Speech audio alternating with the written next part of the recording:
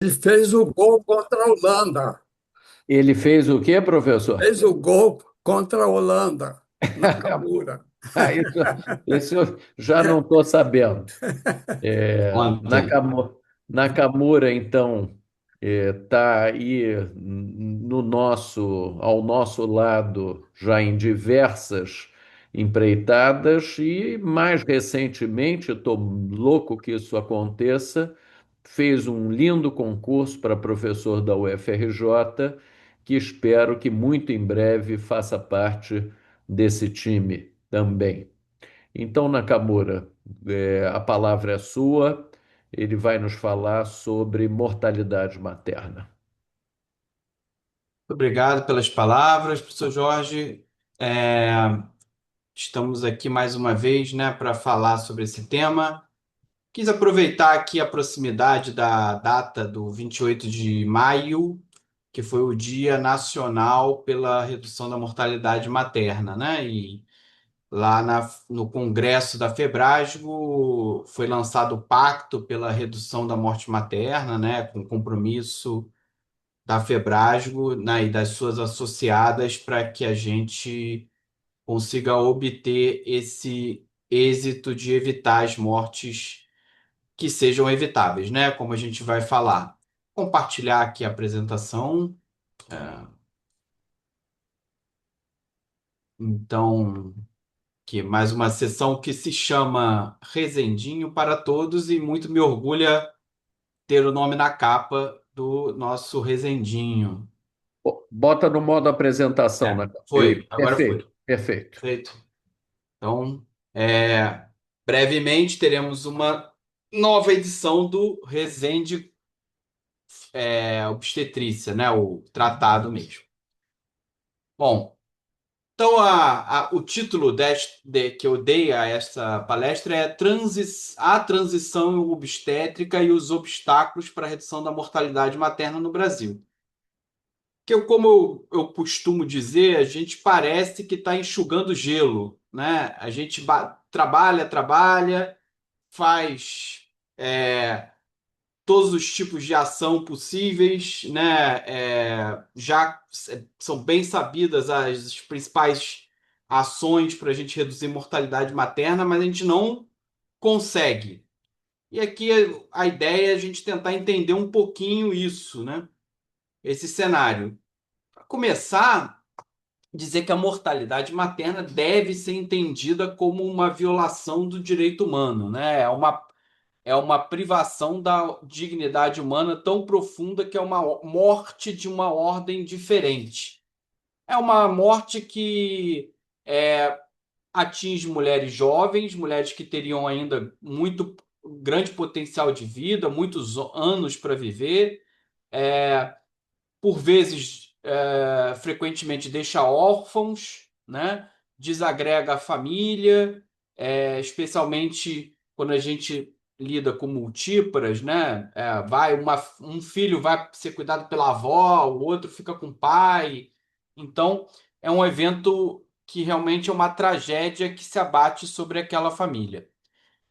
E quando uma mulher morre por causa da sua gravidez, isso não tem impacto apenas na família, mas também na comunidade, toda a sociedade. Não à toa, a mortalidade materna é um indicador que todos os países usam para avaliar seu sistema de saúde, né? Se você não consegue evitar a morte materna, uma morte de mulher jovem, que dirá uma morte por câncer e outras causas que são de mais difícil manejo. E deve ser encarado como um direito humano ter acesso a cuidado de boa qualidade para não morrer por essas causas que a gente sabe que são largamente evitáveis. Isso é bem dito, né? Essa temática é tão relevante que esteve nos Objetivos do Milênio, está lá como meta do Objetivo de Desenvolvimento Sustentável, né? E a gente agora se aproxima, né, de 2030, que é o compromisso do Objetivo de Desenvolvimento Sustentável, faltam apenas aí 3 anos e alguma coisa, e provavelmente não vamos atingir aí o objetivo mais uma vez. Depois eu vou comentar um pouquinho que o Brasil recentemente reviu a sua meta de contribuição para a ODS, mas mesmo assim eu tenho uma ligeira desconfiança que não vamos conseguir nem a nova meta, atingir nem a nova meta. Bom, se a gente for pensar, né, que em 2023, 260 mil mulheres morreram durante gestação, parto pós-parto, a gente pensa, nossa, essa é uma coisa de uma dimensão tão grande, né, que se o evento mais catastrófico até então, de maior repercussão do século, que foi o desastre do World Trade Center, provocou 2 mil e poucas mortes. Então aqui a gente está todo ano lidando com mais de 100 mil mortes, mais de 100 mil, 100 mil vezes mais óbitos do que aconteceram. 100, não, 100 vezes mais, né? 1.000 vezes mais óbitos do que aconteceram no World Trade Center. Então, realmente é uma tragédia que se abate anualmente. Cada 2 minutos ocorre uma morte materna, então, enquanto a gente estiver aqui conversando, vão acontecer uns 15, 20 óbitos maternos. Cada dia, 700 mortes maternas acontecem por causas evitáveis. E essa disparidade, né, de 92% das mortes ocorrerem em países de baixa e média renda, enquanto só 8% nos países desenvolvidos. A gente avançou bastante. Entre 2000 e 2023 houve uma redução de 40% da razão de morte materna. Ainda bem que cada vez que eu atualizo esses dados aqui são baseados no documento da ONU, que é lançado de a cada 2, 3 anos, a gente tem uma reduçãozinha de morte aqui, mostrando que tem tido uma redução, Evolução. mas aquém do esperado. E a gente vê essa desigualdade, né? Os países da África subsaariana e alguns do sudeste da Ásia, ali, como Bangladesh, por exemplo, têm mortes maternas. Afeganistão, né? Tem é, razões de morte materna muito, muito elevadas em comparação com outros países envolvidos e até de média renda, mas que estão próximos, né, de chegar a evitar quase todas as mortes evitáveis. E ainda a gente tem o cenário de que as principais causas de morte materna são as diretas, né? Por hemorragia, hipertensão, outras causas e o aborto sepse, como principais causas, mas cada vez mais, e esse é o grande tema para hoje, né? É a gente falar que cada vez mais a gente tem mortes por causa indireta. Há algumas décadas atrás, esse número que hoje responde por 23% dos óbitos maternos, eram 17, 16. É claro que a gente tem óbitos sim, por causa indireta muito diferentes a depender do cenário que a gente está. Então, a gente pega na África subsaariana, principais causas de óbito indireto vão ser HIV, malária, né? Enquanto que a gente chega a países desenvolvidos, vai ser por causa cardiovascular, câncer, entre outras, né? E o que é a transição obstétrica? É esse cenário que a gente tem de que, tal como a transição demográfica, né?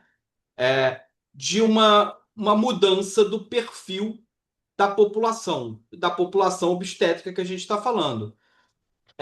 Com o desenvolvimento dos países e da população, né, e a maior educação da população, é esperado que haja uma postergação da gestação, então um envelhecimento dessa população obstétrica, de tal forma que a gente mude esse cenário de um cenário com alta fertilidade, com alta mortalidade, em que a gente tem história natural da gravidez, gestação, parto, puerpério, com predomínio de causas diretas, e passe cada vez mais a um cenário em que a gente vai ter baixa mortalidade e um aumento das causas indiretas, com eventual medicalização, como a gente vai comentar também. Então, essa é a transição obstétrica, né? É um conceito, foi lançado por um pesquisador brasileiro, João Paulo Souza, ah, e há uns 10 anos atrás, e que se assemelha à transição demográfica.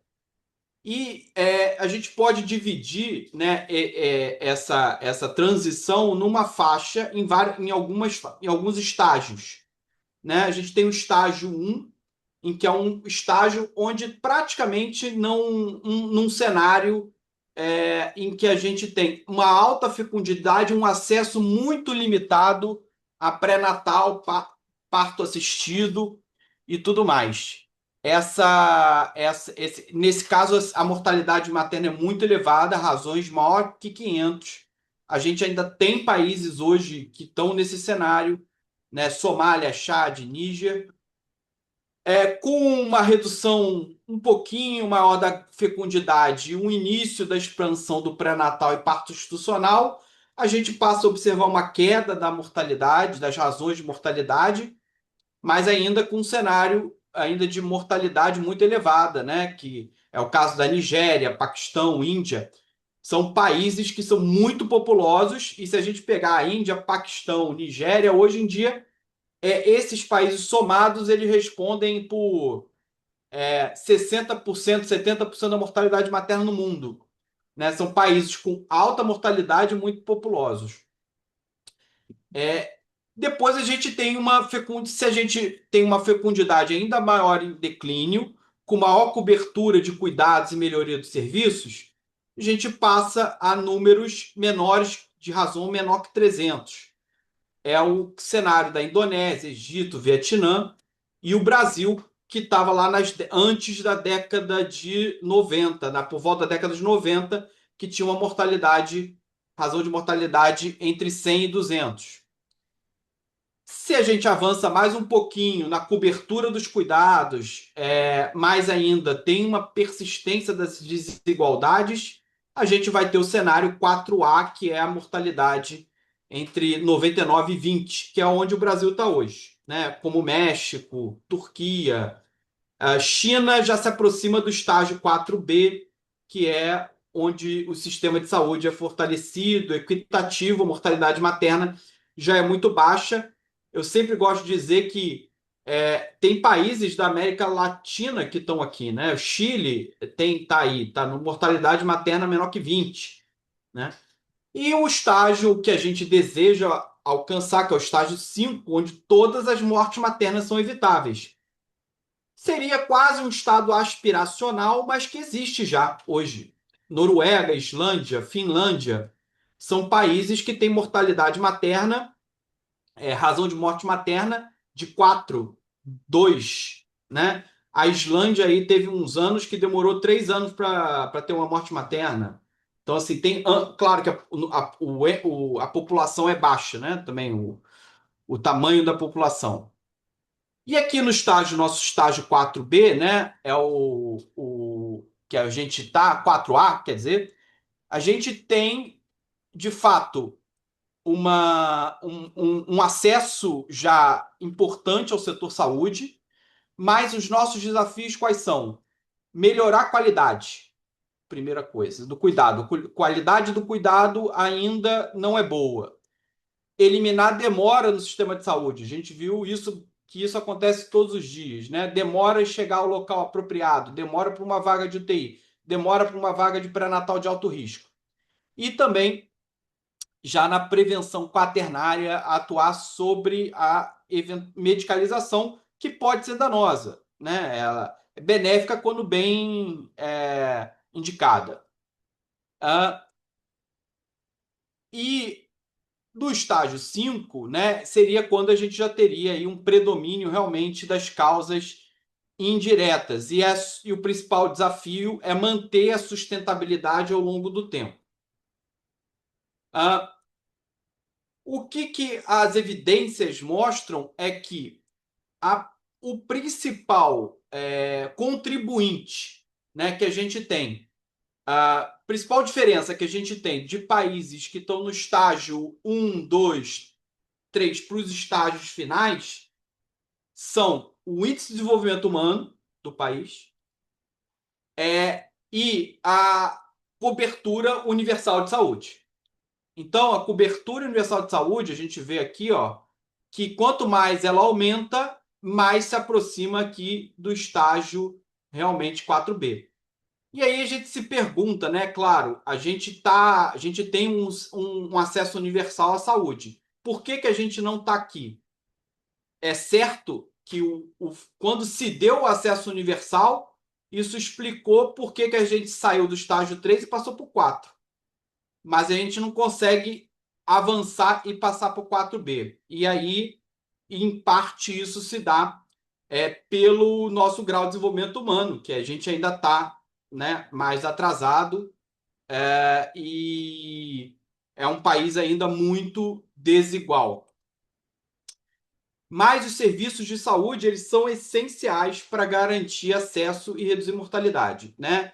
A gente precisa ter acesso e qualidade de serviço, e essa é a principal barreira que a gente tem contra as iniquidades sociais e os determinantes sociais, como a gente vai comentar. Porque, na verdade, toda a sociedade está dentro de uma grande estrutura. E os determinantes de saúde, e o resultado da saúde, na verdade, ele é resultado disso tudo. Tanto do ambiente que a gente vive, que são os chamados superdeterminantes, que estão desde clima até a estrutura legal e política do país. Como eu falei, um país que não tem um acesso universal à saúde não vai conseguir ter bons resultados do setor saúde a princípio, né? Isso vai influenciar, claro, a sua organização social, as suas características de modo de viver da população vão influenciar os determinantes primários, né, que são gênero, educação, etnia, renda, que estão interligados com os determinantes intermediários, né, que são o estilo de vida. Então, quando a gente organiza uma sociedade que é feita para uma cidade que é para andar de carro, claro, e que tem pouco acesso a transporte público, ou o transporte público é muito ineficaz, isso muda o estilo de vida da população. Isso tem a ver com o estilo de vida. Então, aí cidades tentando fazer mais ciclovia, né? Para que as pessoas usem mais bicicleta e andem mais e tudo mais.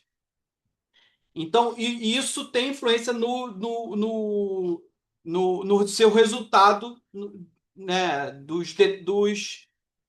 de saúde que a gente tem, da mortalidade, da qualidade de vida e da mortalidade. Por exemplo, recentemente eu participei ali de uma disciplina de mestrado. Tinham vários trabalhos muito interessantes falando de sono e também quanto que você sono e transporte, quanto que a pessoa demora para chegar no trabalho, especialmente o chamado transporte passivo, que é o tempo que você perde ficando dentro do transporte público, demora para chegar no trabalho, como isso influencia no sono, e isso tem relação com doença cardiovascular. Então, essas questões estão todas implicadas e vão ter resultado no processo saúde e doença, né? Então, é claro que se a gente tem ainda uma sociedade em que tem muita desigualdade, a gente vai ter determinantes sociais que vão influenciar diretamente na morte materna, causando disparidades.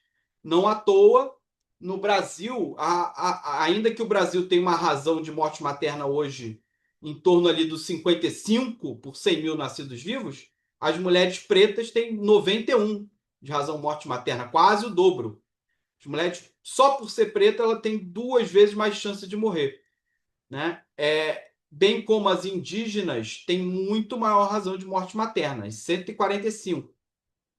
A razão de morte materna da população indígena varia um pouco mais, porque ela é menor, mas está sempre acima da média nacional, que é das pardas e brancas ali, que é mais ou menos juntinho. E quando a gente olha, vamos olhar as causas. A mulher preta ela morre mais por hipertensão, porque biologicamente ela tem essa predisposição de ter mais hipertensão. É verdade, é um preditivo biológico que a mulher negra, a mulher preta negra também tem mais chance de ter hipertensão. Porém, quando a gente olha as causas de morte, são todos os tipos de morte.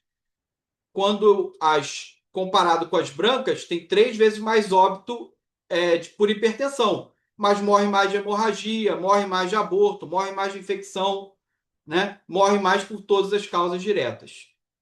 Então, não é só o dado biológico que explica isso. Então, aí, né? A gente estava lá falando, se lembrem bem daquele gráfico, os países, na média, os países do 4B lá estão no 0,8 do índice de Gini, é que a gente está falando no 0,5, né? Então, isso é claro que influencia.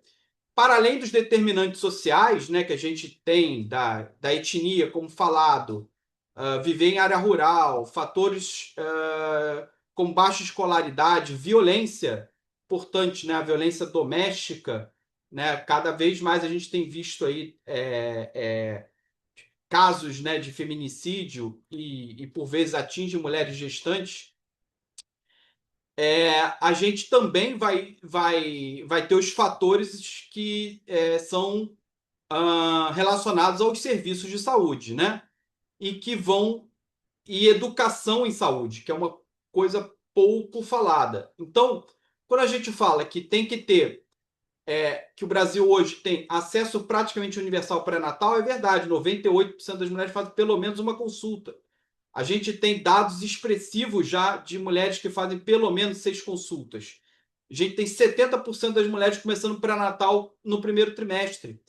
Só que, será que elas são alertadas por sinais e sintomas de pré-eclâmpsia? E quando procurar o serviço de saúde, né, adequadamente? Então, há um baixo conhecimento dos sinais de alerta relacionados a complicações que vão levar à chamada primeira demora, né, que é procurar o serviço de saúde. Além disso, a gente, apesar de ter acesso universal, tem hospital, muitos hospitais no país, eles ainda têm uma certa precariedade, né?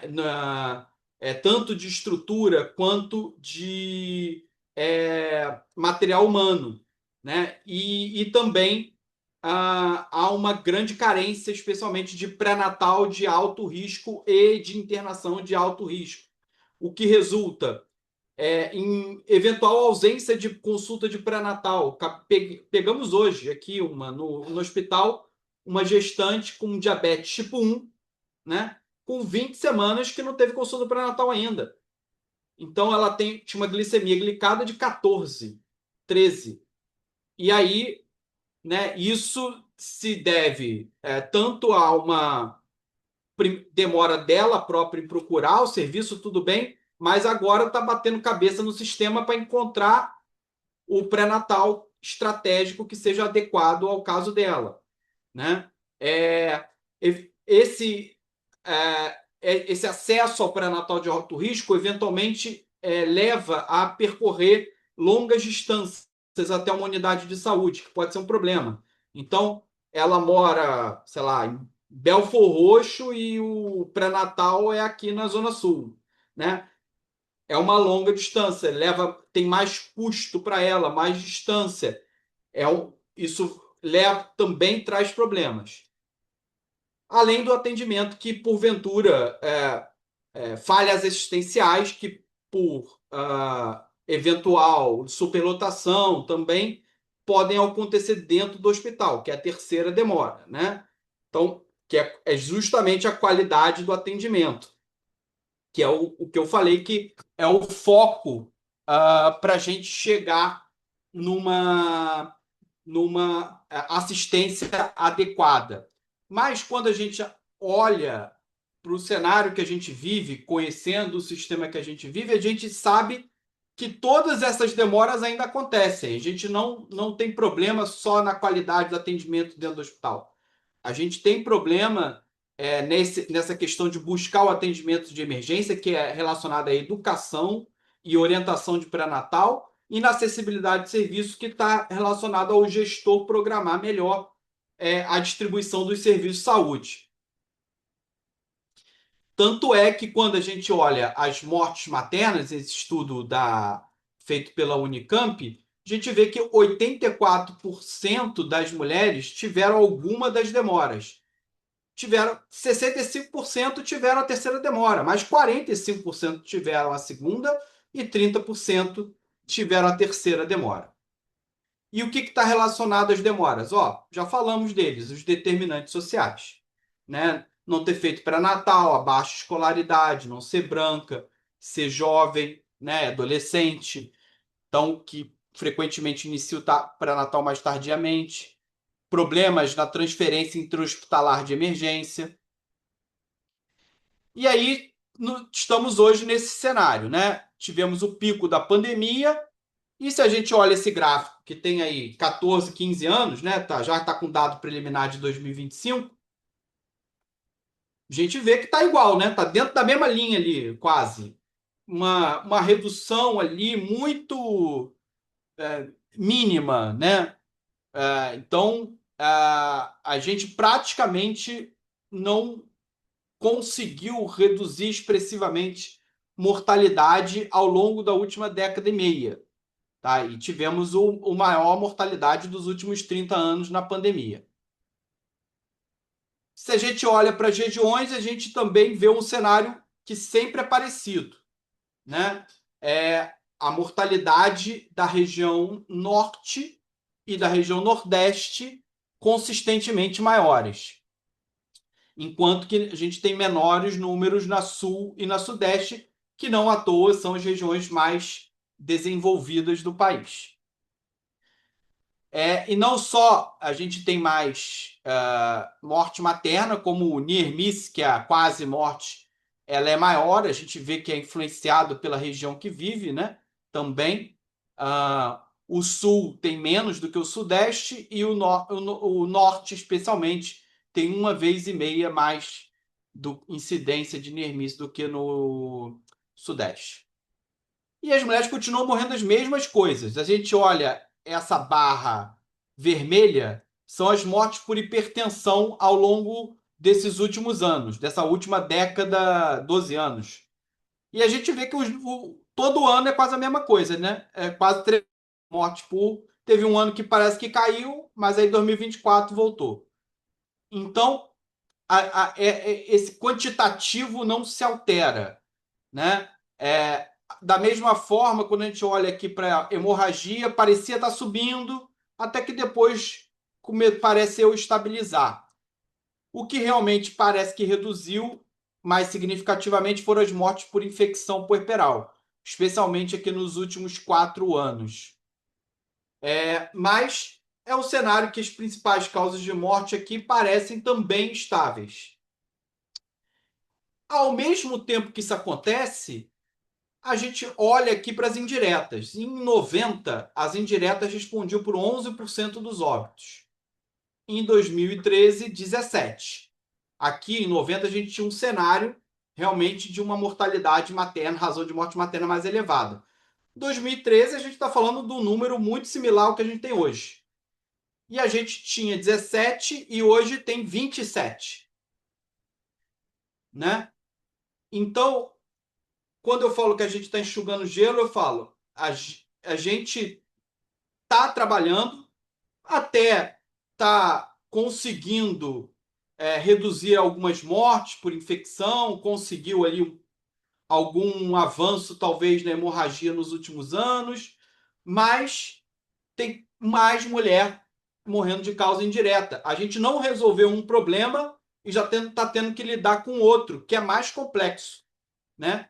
Que é mais complexo porque você precisa de mais estrutura, precisa de mais serviço qualificado, né? Então, e a gente vai ter que lidar com esses dois cenários. Ainda tentar evitar as mortes por hipertensão, hemorragia e infecção, e já ter que lidar com problemas mais cada vez piores que levam a mortes por causa indireta. Se a gente olha para aqueles conceitos da transição obstétrica, estão dados. A gente tem um aumento, está vendo um aumento da mortalidade das causas indiretas, a gente tem queda da fecundidade, né?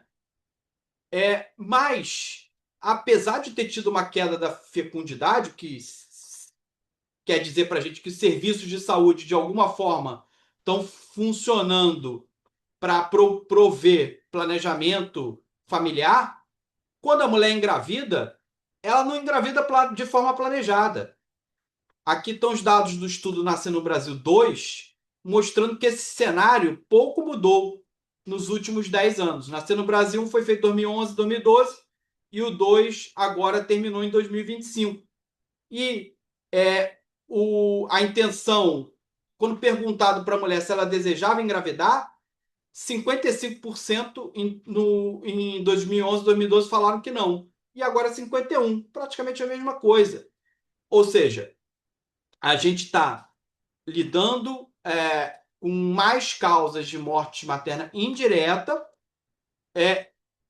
mas sempre, e a mulher está engravidando sem planejar, de qualquer forma, o que vai levar à complicação da gestação, né? Porque se você não tem planejamento pré-concepcional, de fato, ela não planeja a gravidez, não planeja que vai tratar suas doenças crônicas, isso vai levar a mais complicações durante a gestação. Parto puerpério, porque essas doenças vão agravar. Quando a gente olha por grupo etário, a gente está vendo, as mulheres estão engravidando mais tarde, né? Essa taxa de fecundidade, ela caiu, sobretudo, para o grupo ali das mais jovens e um pouco das mais velhas. Mas a faixa do 25, 29 anos e 30, 34 está ali, tá bem próximo de 2010 para 2022. E é isso que a gente encontra no estudo Nascer no Brasil. A gente olha que só mudar aqui, que o número de gestações de mulheres com mais de 40 anos saltou de 2 para 4,2%. E de mulheres com mais de 35, entre 35 e 39 anos, saltou de 8,6% para 13,5%. Olha, se a gente tem população, mais um dado da transição obstétrica, mulheres engravidando mais tardiamente, elas vão ter mais doença de base. Para além da doença de base, a gente tem um outro dado. O número de primíparas permanece relativamente estável, né? Mas o que acontece? Cada vez mais a gente tem mulheres com mais de uma cesárea prévia.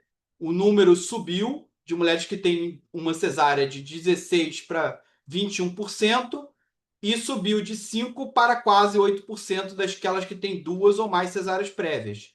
Qual é a consequência disso? A gente vai ter mais doenças do espectro do acretismo placentário.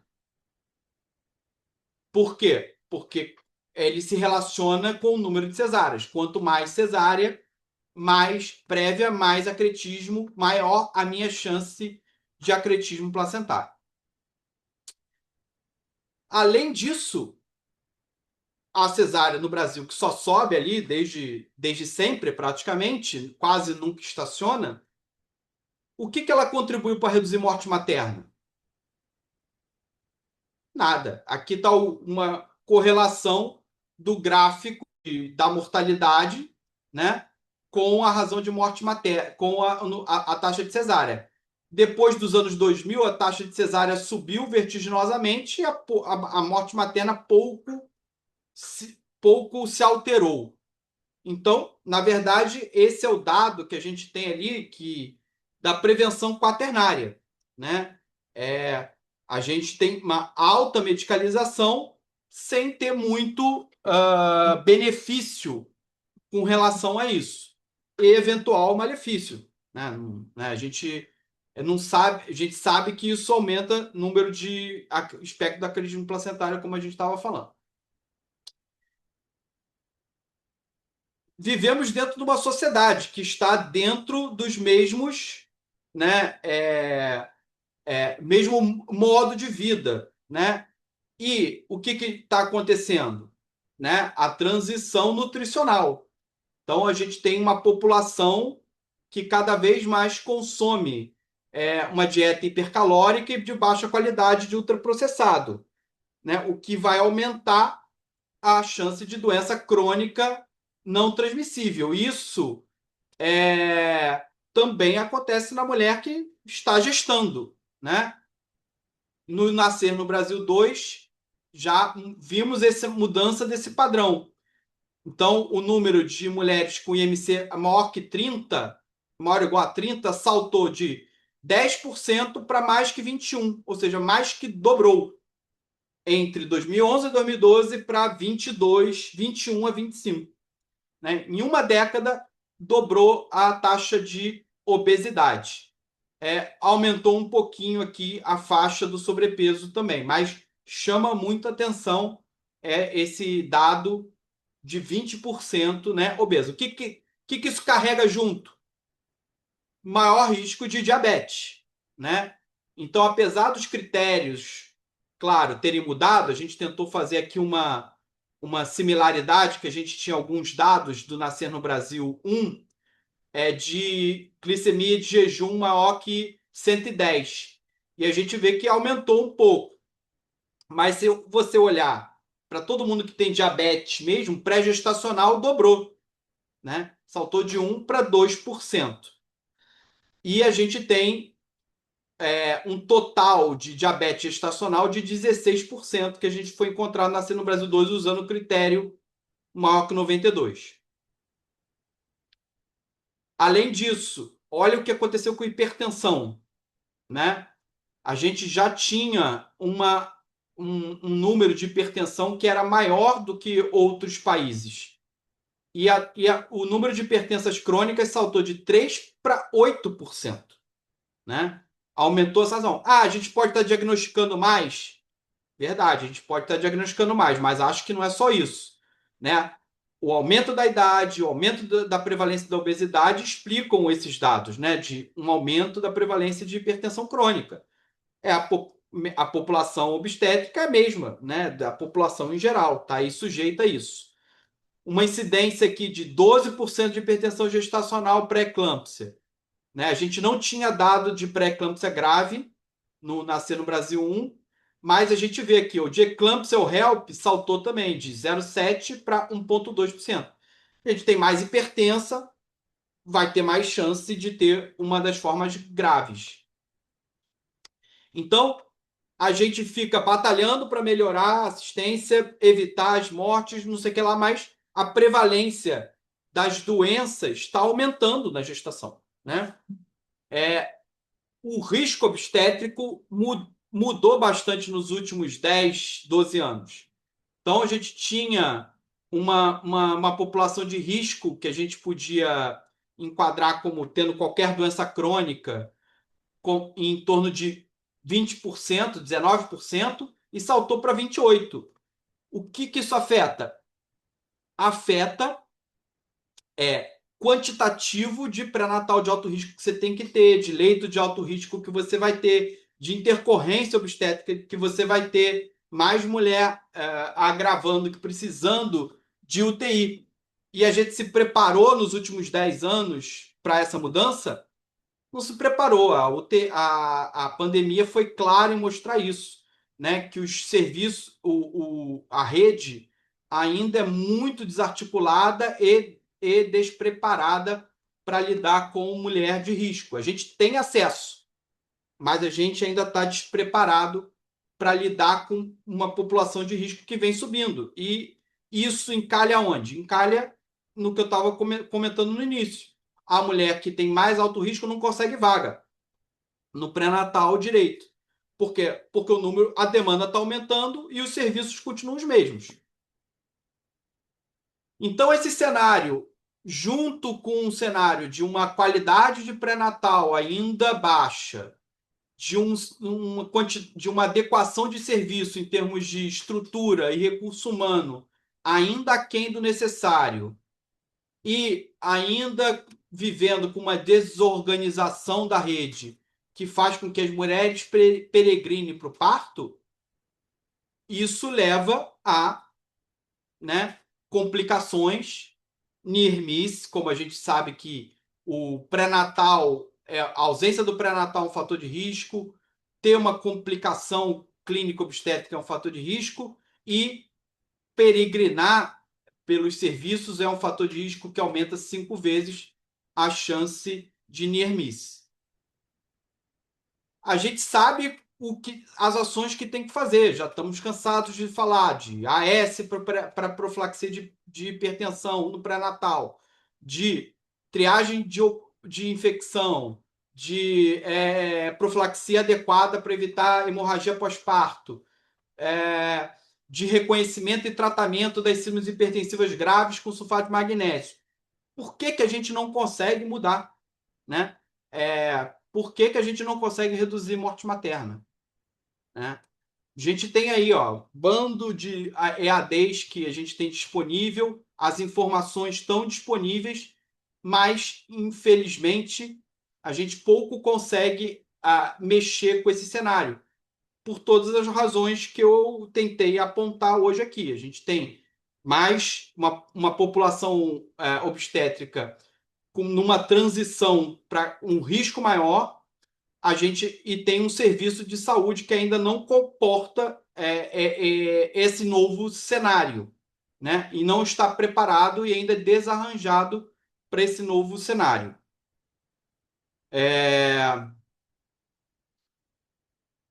Então, essas ações, né, focar na nossa assistência de qualidade é importante, é super importante, é necessário, mas não basta para mudar esse cenário, porque também as mortes maternas são expressão de iniquidade, de gênero, idade, etnia, local de residência, escolaridade, nível socioeconômico, né?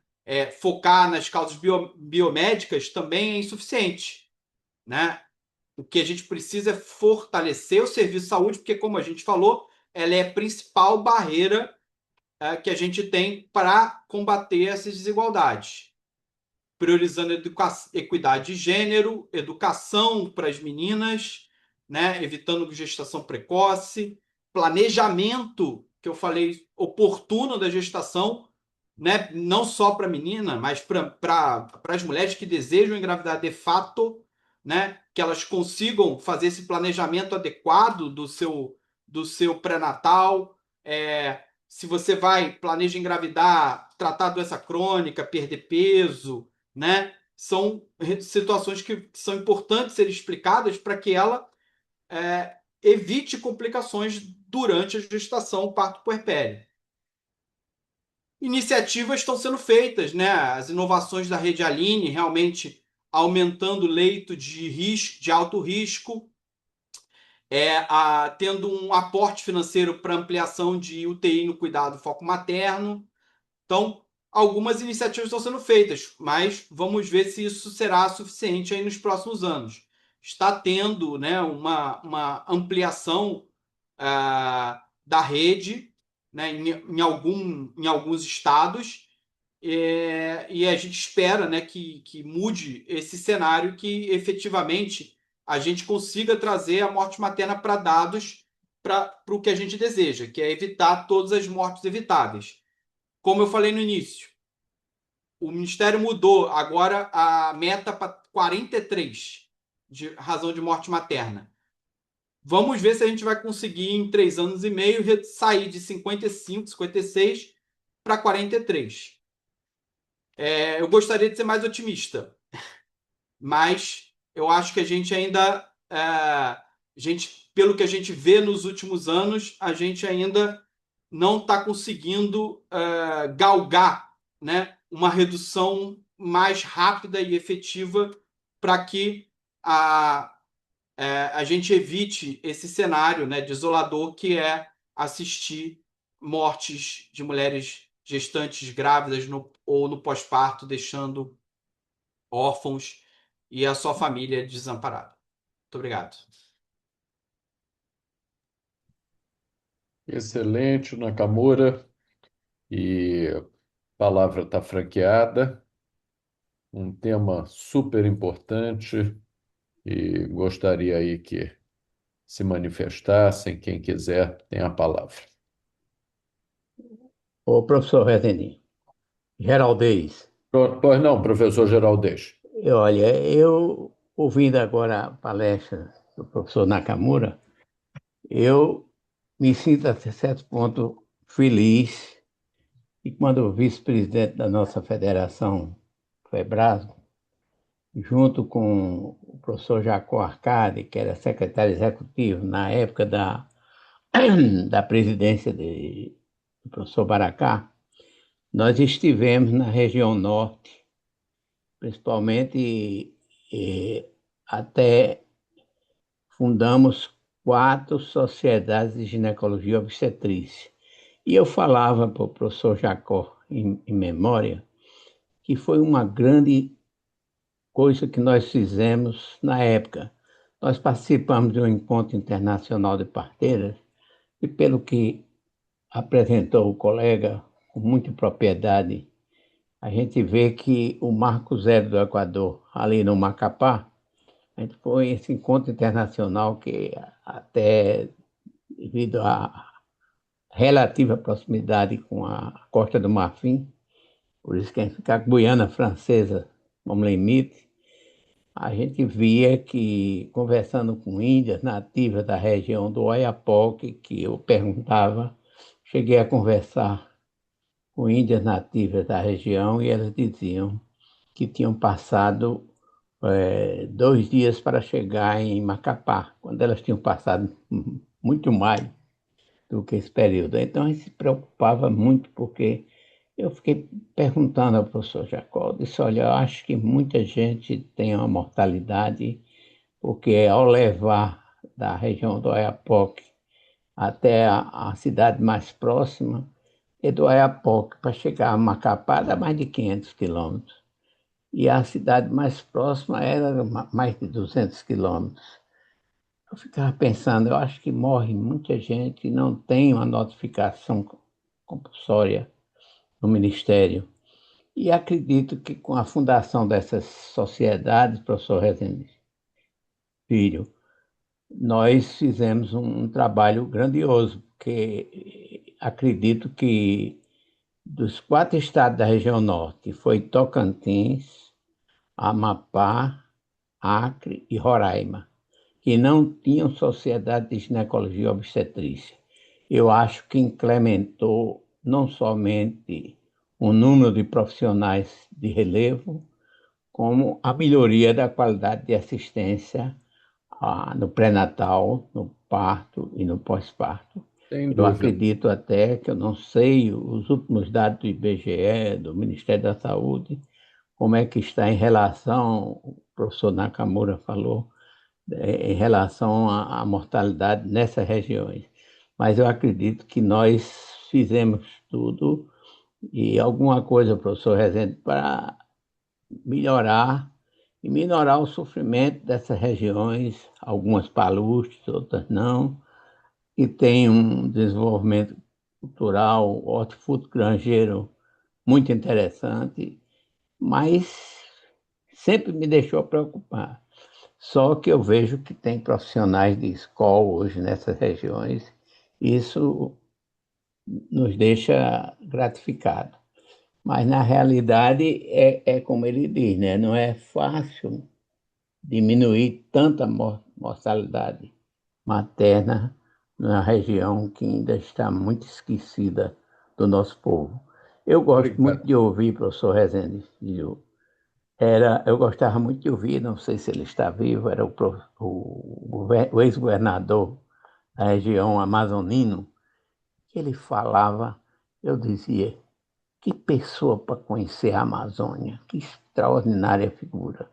E depois vendo agora Aldo Rebelo, que foi ministro há pouco tempo, e agora ele fala com muita ênfase do que ocorre nessas regiões. E me deixa assim perplexo, preocupado.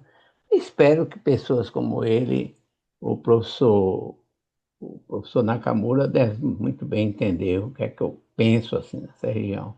Nós Muito temos que obrigado, dar, professor professor. Rezende, realmente, através de serviços como o seu, Muito de, obrigado. com especialização, com estricto senso mesmo, com mestrado, doutorado, e que eles voltem para a região e melhorem a situação obstétrica no sentido de melhorar a mortalidade materno-fetal. É isso assim que eu fico raciocinando e pensando. Gostei muito da Muito palestra obrigado do pelas suas professor. considerações. Obrigado. Eu vou dar a palavra ao professor Benzecri também, que levantou a mão. Ezequiel é outra figura extraordinária também. Ok. Marcos, parabéns. Maravilhosa a sua apresentação. Infelizmente, o que a gente vê é uma situação que a gente não encontra melhora dessa situação. Eu, durante muitos anos, fui o representante da UFRJ no Comitê de Mortalidade Materna do Estado. E nós fazíamos um trabalho não só para diagnóstico da causa materna, mas também educação. E fazíamos visita quando tínhamos um caso de mortalidade denunciado, nós fazíamos visita ao hospital e lá fazíamos principalmente educação. Mas a gente vê que a coisa não melhora. Eu deixei de participar do comitê, embora tivesse sido convidado para ser membro permanente, mas agora não tenho mais condições. Mas estou na, no CREMERGE, no CREMERGE, que a gente trata do, lá no outro comitê, mas aí é com o objetivo de identificar os culpados e tal. Na Câmara Técnica, A professor. Câmara Técnica ali com, com, com você. Mas, olha, quando eu fui presidente da BENFAM, eu cheguei a ir à ONU, uma reunião na ONU, para mostrar a situação do planejamento familiar no Brasil. Mas tudo isso, a gente não vê melhora nenhuma neste Brasil, infelizmente. Parabéns, Marcos, parabéns pela sua apresentação. Muito obrigado, Professor. professor. Obrigado. Sidney. Boa noite, Marcos. Mais uma vez, parabéns pela sua apresentação. Eu sou um que sempre compareço quando você fala nos congressos, né? Você está sempre falando. E a minha resposta para a sua pergunta, se nós vamos atingir a meta, é com certeza não. Infelizmente é isso, né? Porque convivendo 20 anos lutando contra a mortalidade materna, teve uma melhora, não vou falar que não teve uma pequena melhora, mas assim, atingiu o objetivo que realmente, como objetivo do século, aquilo que se propõe para o Brasil, não vamos atingir por vários motivos. A gente sabe que perguntar realmente àqueles que detêm o saber de como lidar com uma eclâmpsia, hemorragia, com uma infecção, e geralmente somos nós, e não, claro, não só aqui, tem muita gente aí fora muito boa também, mas perguntar quantos daqui dão plantão, que tem mais de 40 anos, 50 anos, com certeza não vai chegar nem à metade. E o que acontece, né? Nossos plantões hoje, né? Eu acho que plantão deveria ser sempre igual uma escolha como se faz também o sorteio de Copa do Mundo, que você tem um cabeça de chave, depois tem um segundo melhor time, depois terceiro e por aí vai. E com isso, cabeça de chave geralmente são aquelas pessoas que, pelo menos, eu peguei na minha época de residência, que eu fiz no Carmela Dutra mesmo, que eram pessoas que realmente tinham conhecimento em relação a como lidar, como fazer com eclâmpsia, com hemorragia, com infecção, que a gente admirava mesmo, né? Hoje, infelizmente, a obstetrícia, assim, dos que fazem ginecologia obstetrícia, eu acho que 80% vai para gineco, 20% vai para obstetrícia, e desses 20%, acredito que 10% fica na medicina fetal, né, e resta os 10% plantonistas mesmo, né? Então, com isso, a gente, infelizmente, acaba tendo pessoas muito jovens, muito modernas, muito novas, que recém saídas de residência, no front, né? E sempre solicitando o Borges, ou no Carmela também, quando a gente está presente, para lidar com situações realmente que a gente vê que situações graves, né? E a gente vê, por exemplo, que a infecção, no caso, né? A infecção, eu acho que diminuiu a infecção até mesmo pela chegada do Citotec, né? Que elas conseguem comprar o Citotec na rua uruguaiana, vende lá, então elas vão menos agora nas curiosas, que colocam qualquer coisa, que chega o quadro de infecção grave mesmo. Talvez isso tenha diminuído um pouco o quadro infeccioso. As hemorragias, infelizmente, vai tender agora a aumentar por conta do espectro que o Nakamura muito bem falou, porque o treinamento que foi dado para hemorragia mesmo básica dos 4Ts, eu acho que isso é bem fixado na cabeça dos residentes, dos plantonistas, mas o espectro da creatina placentário, infelizmente, a gente não começou nem ainda com o diagnóstico precoce, que é uma coisa muito simples, que nada mais é do que ver se a placenta está baixa, se não está, e se estiver baixa, perguntar se ela tem cesárea e encaminhar para um local onde saiba ver se tem invasão ou não. Agora, morrer de eclâmpsia, gente, é algo realmente inaceitável nos dias de hoje, porque ou é problema no pré-natal, ou é problema ou da paciente mesmo, que não faz pré-natal, ou de quem está no front mesmo, porque realmente o ABC da eclâmpsia a gente escuta há quantos anos. Então é isso aí. Boa noite a todos e, Obrigado, infelizmente, o Sidney. prognóstico não é nada bom. Obrigado, Sidney. Nakamura, se quiser comentar. Vou comentar, né, Sidney? Então, aí, somos os dois plantonistas. É, Estou aqui, vou dar plantão daqui a pouco. Agora. Mas, Sidney, a gente tem, claro que isso faz diferença, né? Quanto mais casos você viu, isso, apesar de saber o protocolo, né? As pessoas podem ter. Acho que tiveram um treinamento melhor do que a gente teve durante a residência. A gente oferece um treinamento hoje em dia melhor, mas sim. claro que a experiência, ver o negócio na prática, né, não, é diferente, né? Você tá mais escolado já de começar e tomar as atitudes mais oportunamente. Então isso faz toda a diferença. Mas os meninos terem o treinamento que tem hoje, eu acho que também é super importante. Comentar que dois casos que a gente teve agora, que passaram por mim recentemente, até mais de um, né? Por acaso parece pegadinha, né? Eu saí do congresso lá da Febrasgo, lá só falando de morte materna, com não sei o quê, vim com a camisa, morte materna evitável, peguei aqui no plantão uma hemorragia, pô, daquelas assim que eu não sei como a mulher não chocou de chocar para mais que saiu com 4 hemácias, 2 plasmas, né? E felizmente ficou bem assim. Eu acho que teve um pouco de ação rápida, teve ação rápida, mas como também sempre tem um pouco de sorte, né? A gente sempre tem que ter um pouco de sorte, além de tudo também, porque em nenhum momento ela chocou para valer mesmo. Chegou ali na pressão 8/4, a gente levantava um cristalóide e o sangue aqui, felizmente, chega muito rápido aqui no Figueiro. A gente tem uma agência transfusional que entrega bastante rápido. Outras e duas situações. Uma veio lá do Carmela. né? A, uma menina que eu acho que para mim foi esteatose, né? Pelo quadro dela.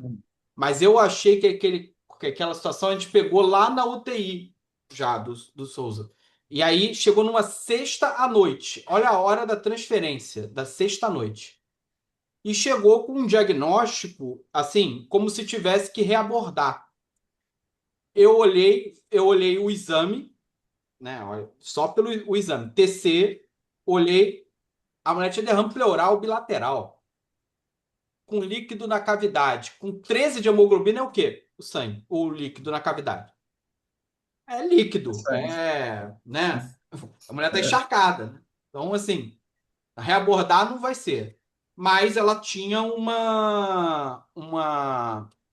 tava com um sensório um problema. totalmente rebaixado e tudo mais. Mas aí a gente conseguiu fazer tava com um INR de 2 e tanto, quase 3. A gente falou para transfundir plasma, não sei o que, e felizmente essa menina saiu bem. Eu achei que fosse sair com alguma complicação, mas foi dar o tempo de reduzir o edema cerebral, né? Dar uma secada nela e tudo mais, e ela saiu bem. Diagnóstico difícil esse. É, Diferencial, né? É, mas a gente alertou pro colega lá que tinha da UTI que tinha que ver o TAP PTT rápido, não sei o que, fez 3 plasmas logo no dia seguinte, na manhã seguinte já estava menor que 1,5. E aí foi depois recuperando. E o outro caso, que foi o caso que eu acho que mais me marcou no último, sei lá, 3 anos, pelo menos, que foi um caso em que ela estava internada na maternidade, menina jovem, acho que adolescente, 17 anos. E uma pré-eclâmpsia grávida, a gente estava fazendo expectante, que estava com 33 semanas, alguma coisa assim. A, a mãe foi lá no hospital só para tirar de lá, porque ela ia viajar. Aí pegou a menina, tirou a menina do hospital. Uma, 2 semanas depois, mais ou menos, ela volta com eclâmpsia na terceira convulsão, porque na primeira ela não chamou nada a ninguém, não. Deixou convulsionar e ficou em casa. Aí depois da segunda convulsão que ela chamou o SAMU, levou para maternidade, convulsionou a terceira vez. Aí já chegou com o DPP junto, né? Óbito fetal, incoagulável, o pessoal abordou lá na hora e tudo mais, fez. Depois aí sim, aí ela tava com distúrbio de coagulação, é, fez um hemoperitônio de novo, teve que reabordar de novo. Aí depois foi transferida, fez esterectomia, já fez tipo mais 2 ou 3 abordagens e cognitivo também ficou, né, agora, a gente vê uma primeira demora clássica, né? A mãe chega, a menina está internada, tira do hospital, aí deixou, o que que aconteceu? Ela tinha antipertensivo para uma semana, depois ficou sem, e aí fez pico, e aí convulsionou, não levou para o hospital, né? Então, assim, processou vocês ainda. não, sei lá. Ainda vai dizer que a culpa é nossa, né? Mas É, assim, esse caso foi um caso que foi marcante, mas mostra que como a educação, né, é importante, né? Ver se passa, a gente nem consegue imaginar a pessoa achar normal isso, né? Eu acho que a maioria das pessoas, mesmo por mais baixa escolaridade que tenha, não acha normal, né? Convulsionar e tá legal, deixa aí em casa. Enfim. é isso. Borges. Eu vou ser bem breve, professor, até pelo avançar da hora. Primeiro, parabenizar o doutor Marcos Nakamura, como sempre, entregou muito, né, Nakamura? Domina muito o assunto. É só um comentário, mestre. Eu acho o seguinte: a gente hoje não pode mais conceber uma maternidade que se propõe a trabalhar no alto risco sem o suporte materno. Eu, por exemplo, dirijo uma unidade que faz quase 300 partos mês a gente absorve boa parte do alto risco da cidade. Eu tenho uma bela UTI neonatal e eu não tenho suporte materno, né? Isso é uma concepção que já deveras ultrapassada. E eu acho, Nakamura, que a gente, infelizmente, não atingiremos essa marca, tá? Em tão curto espaço de tempo, por um motivo muito simples. Nós estamos vivendo um momento de muita vulnerabilidade social.